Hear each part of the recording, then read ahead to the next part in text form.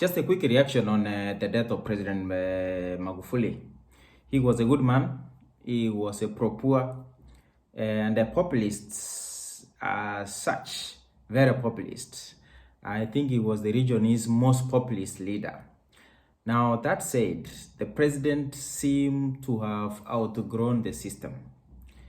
Because to me, if indeed Magufuli died of COVID-19 as it is being alleged, it's obvious the system failed him. The people who work in the presidency, the people surrounded Magufuli, the institution of the presidency basically failed the president. They failed to protect President Magufuli. So, for example, in Kenya, Uhuru cannot decide to wake up one day and decide to go to Ishaweri to see his mother. It doesn't work that way. There are institutions in place, there are protocols in place, and they work and they are normally adhered to, and the president normally listens to the presidency. He listens to his men, to the people who run the presidency. Now, in Tanzania, it appears that Magufuli had outgrown the presidency. It appears that he was like a prophet or something. It's like everybody who was working around the presidency was like the apostles, just learning and listening to the president. That's not how the system should work. Presidency should be a system that is very strict, very disciplined, and that should be head of the president. It should be in charge of the president and the presidency.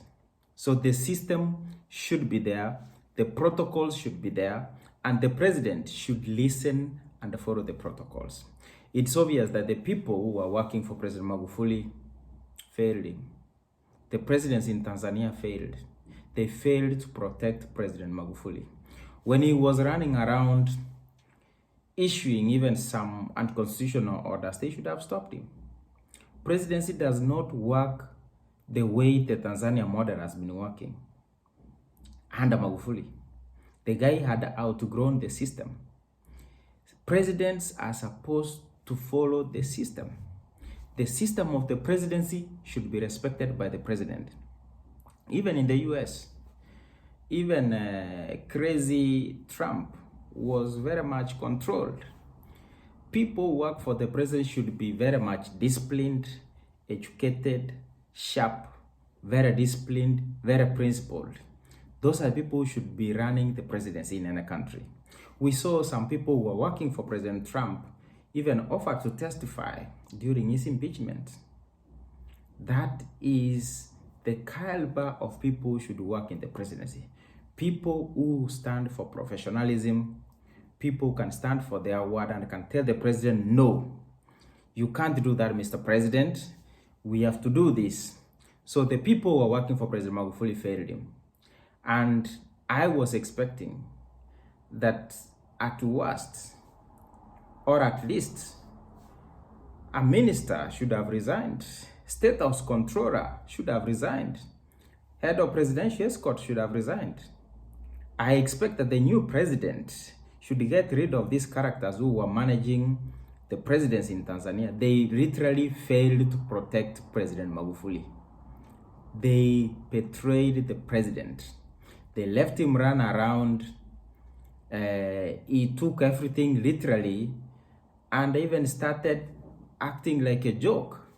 That's not presidency. It doesn't work that way. In Kenya, for example, we've seen President Uhuru issue some orders which are not even executed by the system, because the system knows what needs to be done. Sometimes they ignore his orders, especially if they are political in nature or if they contradict certain bureaucratic process. So it is upon the presidency to work around the bureaucracy to implement the directive of the president. But it's not the other way around. So in Tanzania, President Magufuli had outgrown the system, and the people there failed him. They should have sat the president down, showed him statistics, he was an educated guy, and forced him to accept that there is corona. Especially after several cabinet members died of the same. So people in Tanzania, the people working in the presidency, failed President Magufuli. It shouldn't happen, and I hope the new Madam President will reorganize and get rid of all those characters. The system, all the way from the military heads, intelligence, the Minister for Health, the technocrats in the Ministry of Health, the people in the State House, Dar es Salaam or Dodoma, wherever that State House is, should have sat down the president, talked about statistics, and protect the president. If at all they were to go with the populist agenda of not recognize corona, they should have at least protect the president. That make sure that whoever comes interacts with the president sanitizes, does all the protocols. It's very simple to follow such protocols, even without necessarily making the public know. So the people around the president failed him. Presidency is an institution that should be bigger than the president. That's how it works, even in our country, in Kenya. President Uhuru cannot just wake up one day and decide that he's going to see his mother in Ishaweri, in Gatundu. He can't, if there are no protocols in place. We've seen him drive himself around, for example, going to Arambe, to Nyayo Stadium, going to Kabugo's home, driving himself to CBD. If you talk to his people, they tell you that already there is security clearance. There is an advanced team, there is an entourage that is in civilian and everything. You may see him that he is driving himself, that he is walking around, but there is protocols around. That is how the system works.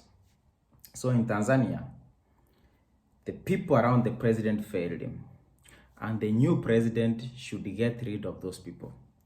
They failed him, and they failed the region, because President Magufuli was the only president in the region who was pro-poor, who was fighting cartels, who was against even China. It's not, there is nothing wrong being against China, but there is everything wrong when you allow Chinese cartels to run everything in the country just because they give 10% to some cartels in the system. He was the guy who had stood against all these people. So he was against exploitation of Tanzania resources and the like, and he was pro-poor. So we've lost a leader in the region just because of some incompetent people within the system around the presidency in Dar es Salaam. So the new president should take action and get rid of those people immediately, otherwise they'll also mess up.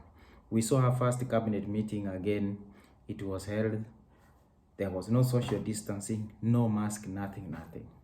So if this continues, then there is a risk that we are going to hear, read, listen, and see more bad news from Tanzania. Very unfortunate.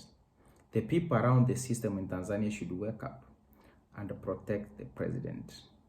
They should wake up and protect the president against this populist agenda of saying that there is no corona. Protecting the president is a fundamental role of the presidency. So if you are in State House, Dar es Salaam or Dodoma, and you are not saying the truth to the presidents, to the power, then you are not fit to serve the public service of the Republic of Tanzania. You should resign and go.